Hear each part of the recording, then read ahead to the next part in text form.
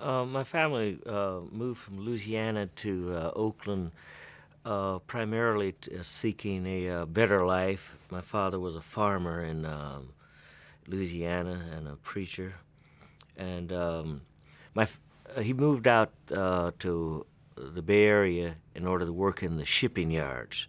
It was a naval supply, it was called at the time, and that was the reason most blacks moved out for work, better pay, and a better life. My father was impressed with Huey P. Long, even though at the time in the South that blacks couldn't vote. That Huey P. Long was created the first black hospital and medical school. And even though Huey P. Long um, gave the pitch to the white races that they needed a black medical school and hospital because he didn't want white women seeing black men nude and so forth. My father thought Huey P. Long was using tricks in order to improve the situation for blacks at the time. Well, my family they were always interested in politics, especially my father. Matter of fact, my father was the assistant pastor to Antioch Baptist Church. Reverend Thomas was the pastor, and this was down on 7th Street. The church became a member of the NAACP, and matter of fact, in the early 50s, that King was invited out by a collection of churches, and that was my first time hearing King at the Oakland Auditorium, I believe. But my family was interested in improving the political and economic situation of blacks. Bobby Seale and I used the North Oakland Service Center as a um, really as a work as a the original work spot to put together our program. They had all the machinery, mimeograph machines and typewriters. Also, they were at the time the poverty program. The North Oakland Service Center was a part of the poverty program, and the service centers collected names of people on welfare, elderly people who needed aid. We used those lists to go around and canvass the community in order to find out the desires of the community. So we would go from house to house and explain to people our program. We printed up the first program at the North Oakland Service Center.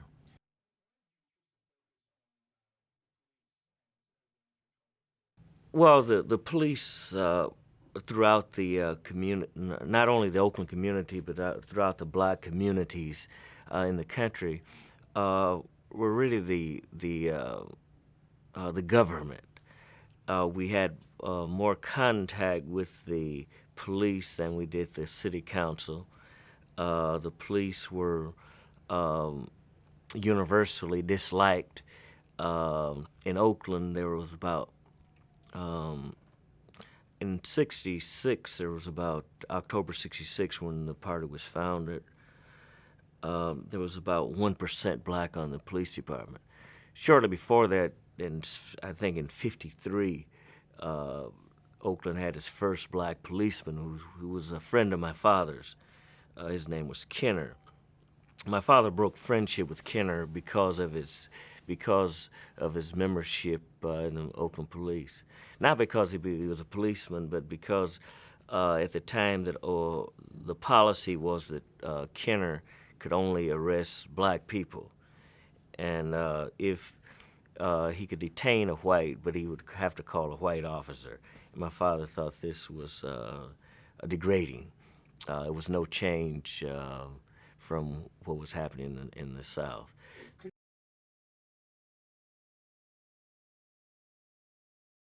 Well, the police were Southerners. Matter of fact, in '60s they were still recruiting from Georgia because we captured some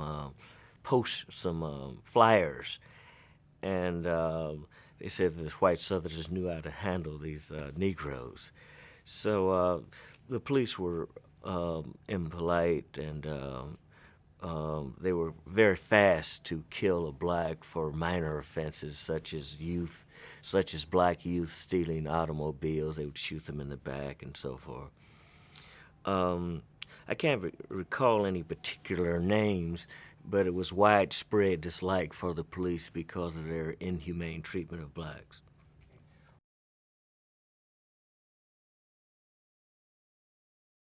Well, the 10-point program uh, tried to identify the basic needs and aspirations of black people. We within the 10-point program, we came up with basically we needed education, we needed decent housing, we wanted fair treatments in the court, we wanted medical care, um, uh, we wanted the availability for food and clothing for blacks, and full employment. So the program was a comprehensive program to really lay down a blueprint for community development.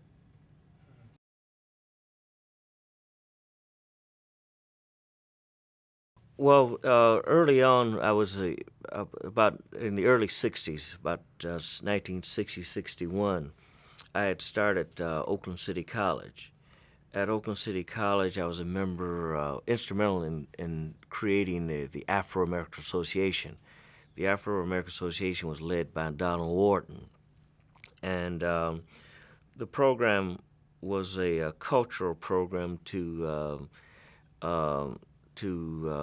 institute ethnic studies, African studies, and Afro American studies. From the Afro American Association, it's stemmed the Soul Student Advisory Council, and that was the action group inside of the school.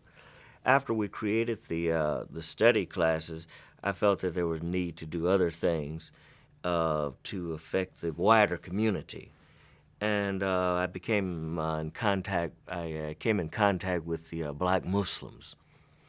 I was very impressed with Malcolm X, and Malcolm X program, or the Honorable Elijah Muhammad that Malcolm X followed, program was it was like a 10-point program. Matter of fact, that our program was structured after the pattern after the Black Muslim program. It was minus the religion, and I think that I became disillusioned with the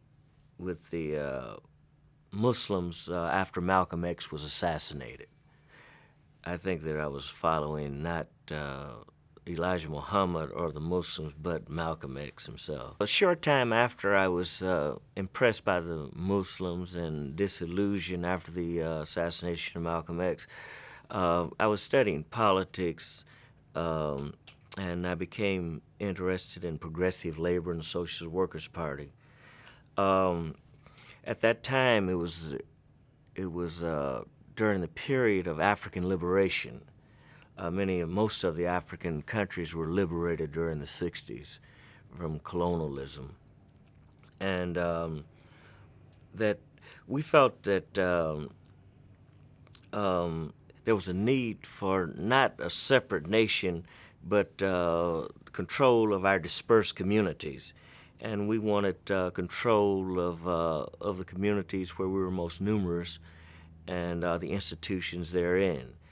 And at the same time that we felt that we were due, because of tax paying, we were due free access to and equal treatment in public facilities.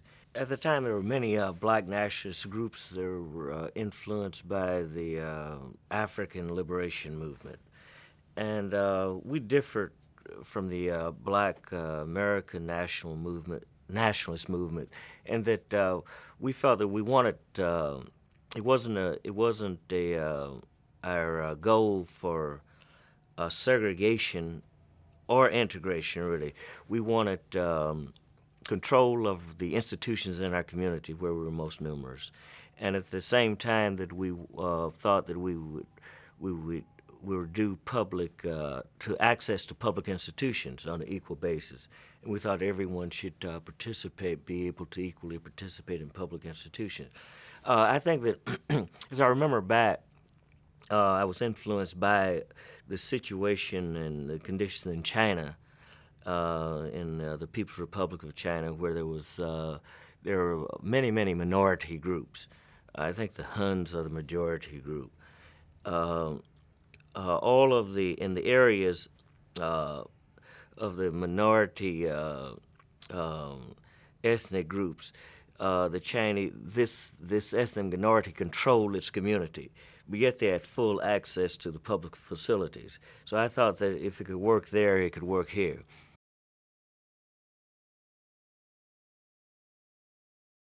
The Black Panther Party um, felt that we would quickly become a national organization when blacks across the country saw what we were doing in Oakland by driving out what we call the oppressive army of police and controlling our community, the institutions in the community.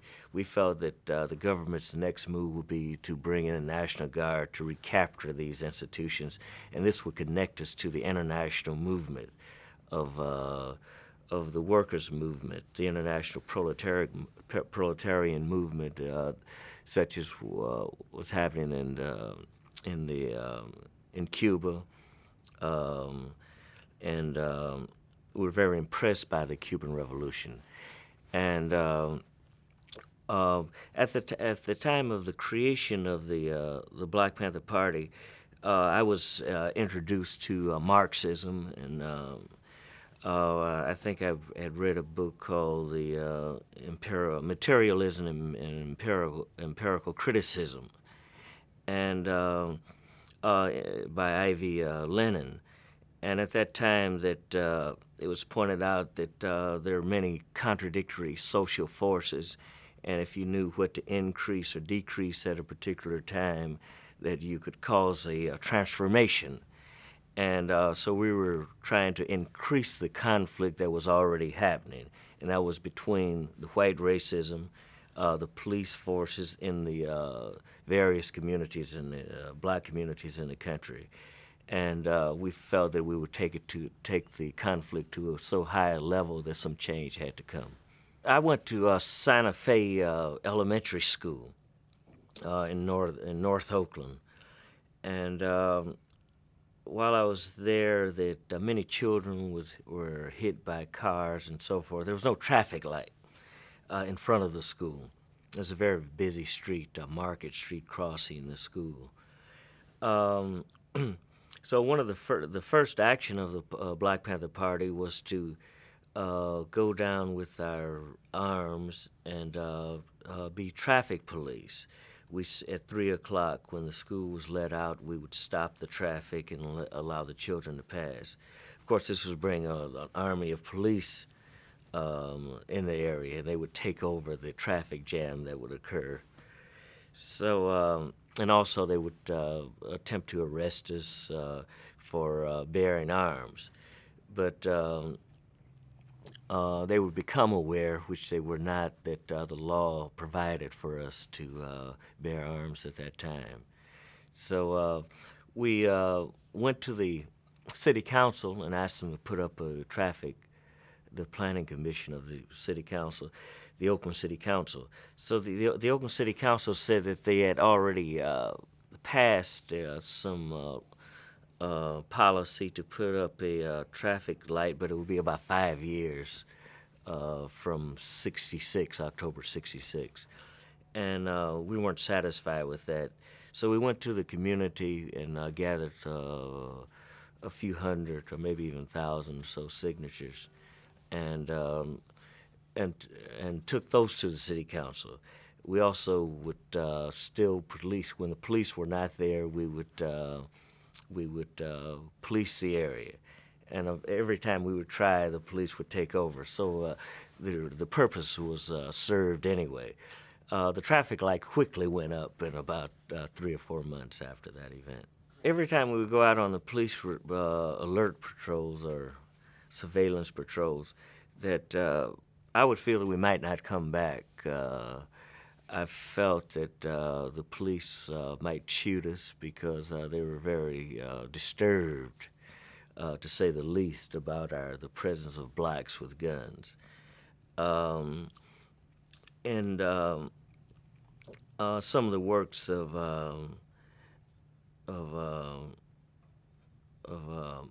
Fidel Castro when he was in the Sierra Maestra. As a matter of fact, before he left Mexico, that he asked that everyone give their name of their first of kin or someone to be notified in case of their death. And when people had to do that in his guerrilla organization, everything became very serious. And so we would, before we went on our first patrol, and anyone who would join us after, we would always ask who should be notified in case of their death. And this would make it very serious to the person. While I was at Oakland City College, I took a law enforcement course, and it was criminal evidence by Alicorn and Fricke, and criminal law.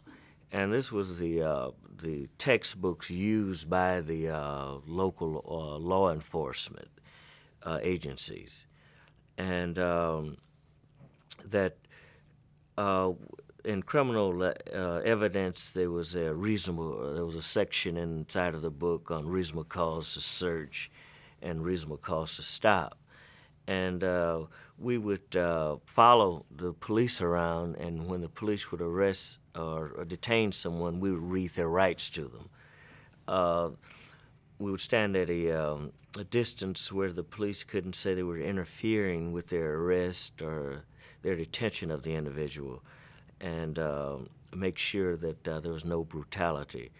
Of course, this turned the wrath of the police on towards the party. And if they arrested anyone, we would, in some cases, we would go down to bail them out, thereby getting a new recruit in our organization. There was a law, California law, and I think it still exists. If there's reasonable cause to believe that a felony is being committed, and if the defendant flees, it's the right of the police to detain him to capture him with any means necessary, and that's including shooting the person. Denzel Dow was killed there in Richmond by the police, and for allegedly tampering with the lock in the back of a store, and that we talked to the district attorney about his being shot in the back, and we talked to the sheriff, and they both claimed that there was a justifiable shooting because if anyone is suspected of a felony and he tries to flee, then he could be detained or captured, apprehended anyway by any means necessary, including murdering the person. And the sheriffs told us if we wanted those laws changed, we could go to Sacramento to change the law. And we said that we would go to Sacramento and talk to the legislature. I went to the Oakland Induction Center, where there was a march going on, and against the recruiting of soldiers for Vietnam. And the police moved in and started to beat the demonstrators. And I heard some of the white progressives say that we need guns. And of course, we had concluded that before. We weren't armed at this particular meeting. Matter of fact, I think it was only Bobby and I who went down. This was shortly after the party was created. And matter of fact, after that event, that we had a closer relationship with the white progressives in the area. At that time, we called them white radicals. I had been to a party meeting, and we after the meeting broke up, I went down on 7th Street, which was an all-night spot for food. And as I drove down, that I noticed police following me, and finally the police stopped me on 7th and I think 7th and Willow, and the police came around to my car, and there was a backup, so there were two police cars, and so the police, I don't know whether he followed me because he had discovered who I was, but he asked my name. I gave him my name, and he told me to get out of the car. I asked the police, was there any reasonable cause to stop me? And he just said, he just repeated, get out of the car. As I got out of my car, I took my book with me. There was a passenger who also was a party member riding in the car also. And as I started to walk, the police then told me to walk back to his car. And as I walked back to the car, I turned around and started to read the reasonable cause to stop law from my law book, Alicorn and Fricke. And the police then told me that, well, he had every right to stop me and to go to the car. And I continued to read, and he pulled his revolver and shot me. I was wounded in the stomach, and there was a lot of gunfire. When I was shot, I became unconscious. There was many people on the street at the time. One police officer was killed. It was finally concluded that, by my attorneys anyway, that he was killed by a shot from his back by the second police officer. The second police officer also shot. He was shot about 5 times, and the first police officer about 3 times. At the time that I was not armed, the police officer, the pathologist discovered that the police was shot by his own weapon. According to the police reports, I commandeered a car and kidnapped the driver in order for him to take me to the hospital. I don't remember doing this. There was one Odell Lee Ross. His name was Ross, I'm sorry, who drove me to the hospital. It was discovered in his latter testimony. He gave a number of conflicting testimonies that I did get into his car and he drove me to the hospital. But before I arrived at the hospital, I became unconscious. The police were beating me on the gurney that the doctors were preparing me for surgery on. Matter of fact, I became one of my hands was. The nerves were gone and in my left hand, and the police were spitting on me and so forth. There was a picture taken by some of the reporters who barged into the emergency room, and the police beat the reporters also. But one reporter got away with one picture that showed that I was shackled on the gurney, and while the police said they beat me because I was struggling with them.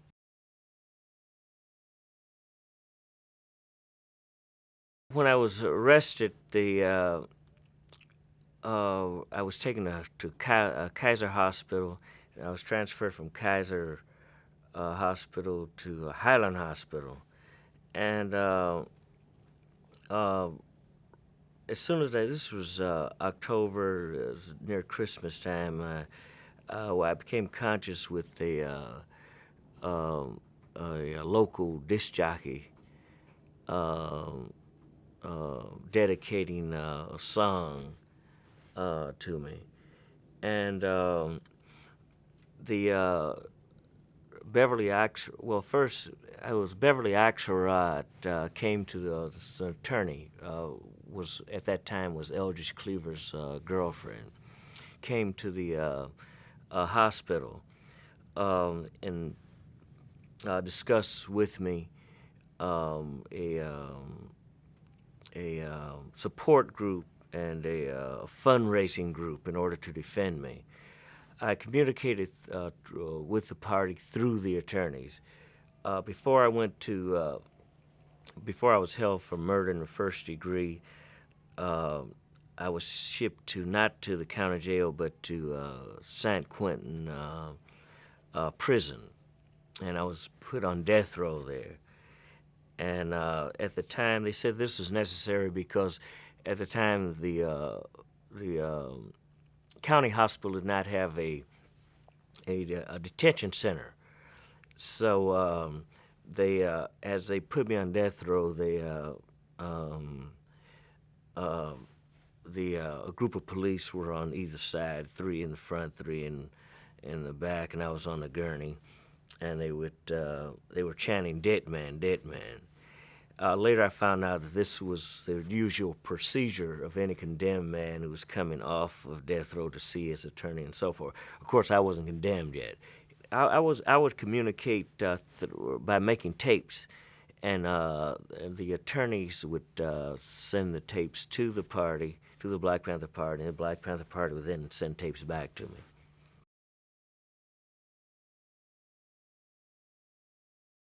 The Black Panther Party felt that we needed to we needed imagery to change the consciousness of the people, and the the police were disliked and so forth, so by the community.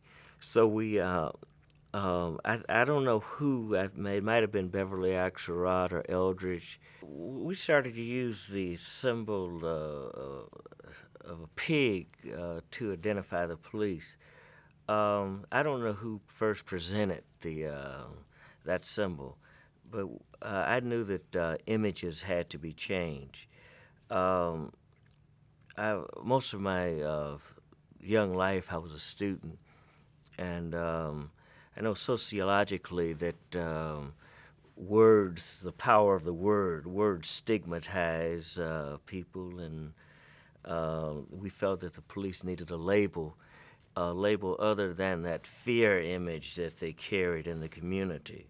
So we used the pig as a rather low-lifted animal in order to identify the police, and it worked. The community picked it up, and it sort of put the police in another category, a category that was not respected, and a category that the community could deal with, and the police were very offended by it. So it heightened the contradiction between the community and the police. During the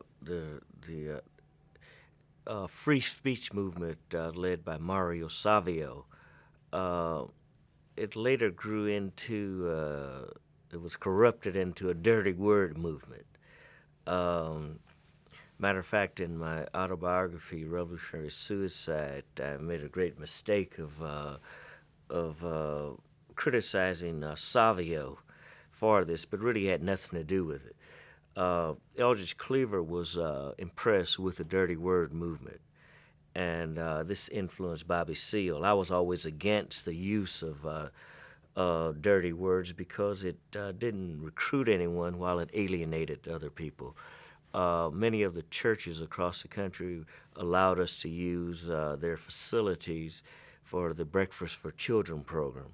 Matter of fact, at the time, we were feeding about 75,000 children a day. And they eventually put us out of, they wouldn't let us use their facilities because of the profanity. Um, I think that led into the contradiction that in the division of the party. Matter of fact, the because I was against the use of the dirty words. Also, this was about '69. I was also against. I was for getting rid of all the arms. and just concentrate upon building local political institutions and participating in candidates for city council and so forth. David Hilliard, Bobby Seale, and Eldridge Cleaver were for the profanity, and they were, well, I don't know about Bobby Seale, but I felt that David Hilliard was leaning towards Eldridge Cleaver. Of course, the FBI and the COINTELPRO were aware of the brewing contradiction, and they took advantage of this by writing letters, threatening letters to either party. The media, first of all, the media initially publicizes where that, and it causes immediate growth. Like for an example, they covered Sacramento. They covered escorting Malcolm X's widow from the airport. While they reported the sensational parts of our movement, they neglected the community programs that were really the basis of our whole organization. They neglected reporting the development of our political our ability to politicize the community. Also, the party grew much too rapidly because many of the young people were very enthusiastic about the guns and about the berets, but they knew little about the community programs that were really our reason for existing.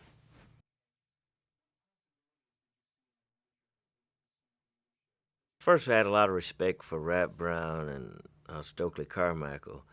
SNCC carried the national and international support, and I felt that Stokely Carmichael could, and the SNCC organization could better lead the Black Panther Party than even the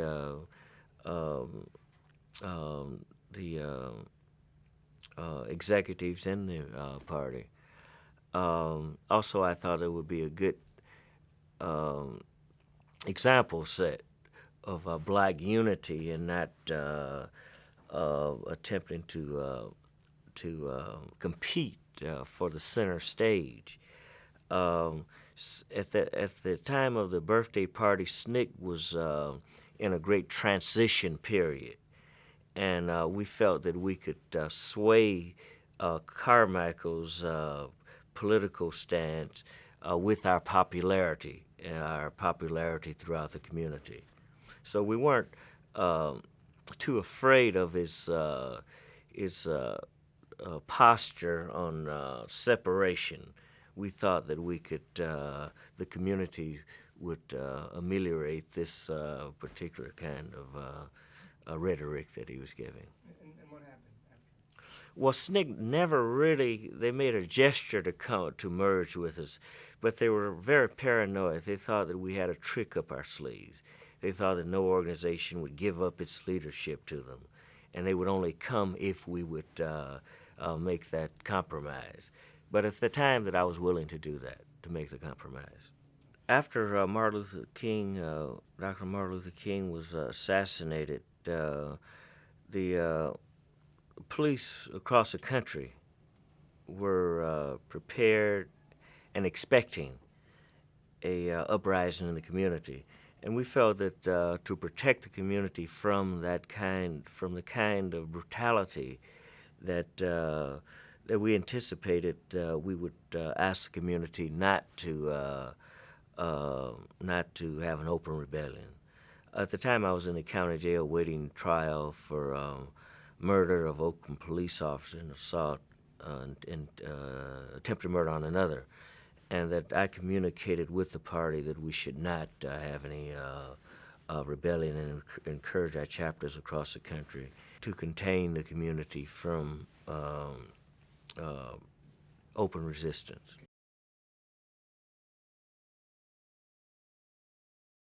people were very disillusioned with the possibilities of a peaceful um,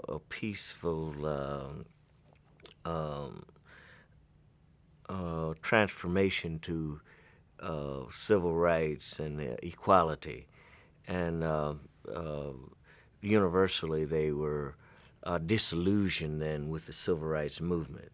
So by the thousands, they were joining up with our organizations, and organizations very much like ours, like the Republic of New Africa and our Revolutionary Action Movement, and many other black organizations.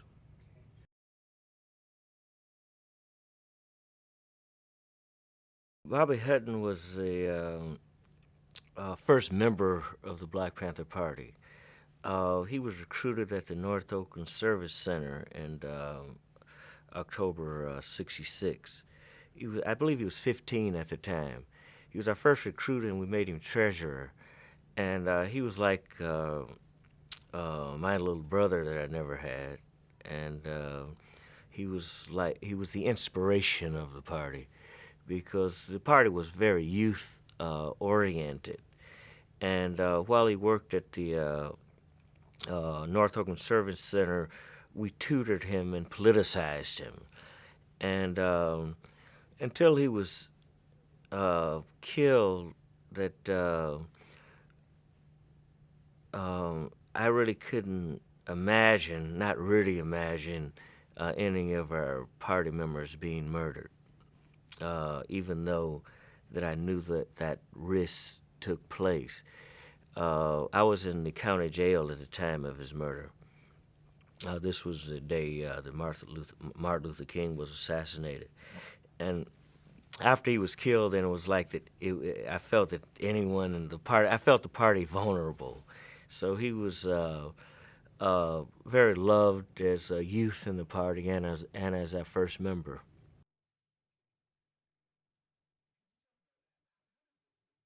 The food program and the escorting the elderly to the to pick up their checks so they weren't mugged, giving care to them, was the basis of our program. Our 10-point program was aimed at creating institutions in the community that really served the community. And so these were alternative institutions that served, while those institutions that were supposed to answer most of the desires of the people in the community did not do it. So the food program, the housing program was to answer really the need of to answer the need for a developing community.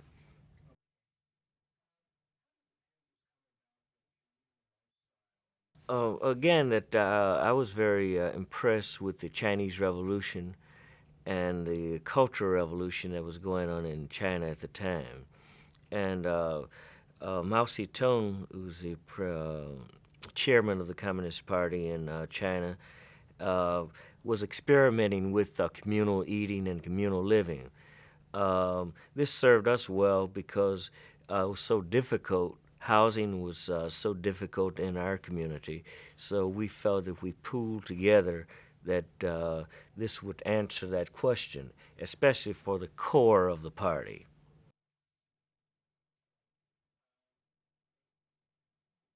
Well, again, that I wanted to emphasize the community development aspect of the party. We were at the time that we were just creating we were planning our creation of a community school.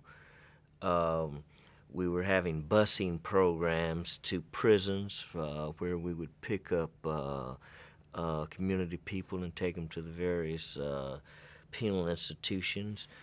Um, I felt that we should turn away from the arms because too much had been made of them, and I thought that the arms had served their purpose as far as being a catalyst to gain enthusiasm of the community. During the period of '68, '69, the federal government had declared all-out war on the party, and they were breaking into headquarters across the chapters, breaking into chapter headquarters across the country, and filming weapons and saying that, look, they have guns. It was never mentioned that the guns were legal weapons.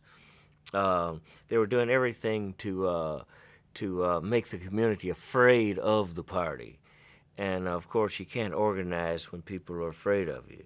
So I was inclined to try to develop more local politics, to run local members for various offices, and develop our 10-point program, which was a housing, food, and health program. When Dr. Martin Luther King was assassinated, people became disillusioned, especially the youth, very disillusioned with the old civil rights movement. They felt that it wouldn't work, that it was proved that it wouldn't work by the assassination of Martin Luther King. And as a consequence, the growth was very heavy in especially all over, but even more so, is more prominent on the East Coast. And it's probably because conditions on the East Coast, living conditions, survival conditions, were much more dreadful than even on the West Coast here, where the weather is much better. Eldridge Cleaver was influenced by the dirty word movement that grew out of Mario Savio's free speech movement. And the dirty word movement, I didn't feel that in the black community that it recruited anyone, it alienated people. For instance, in many churches that allowed us to use their facilities for breakfast for children program, we were ousted because of the profanity that was used by Eldridge Cleaver, and later Bobby Seale and David Hilliard followed this. They were impressed with it. And I was against it. And matter of fact, that started to brew a dissension in the party.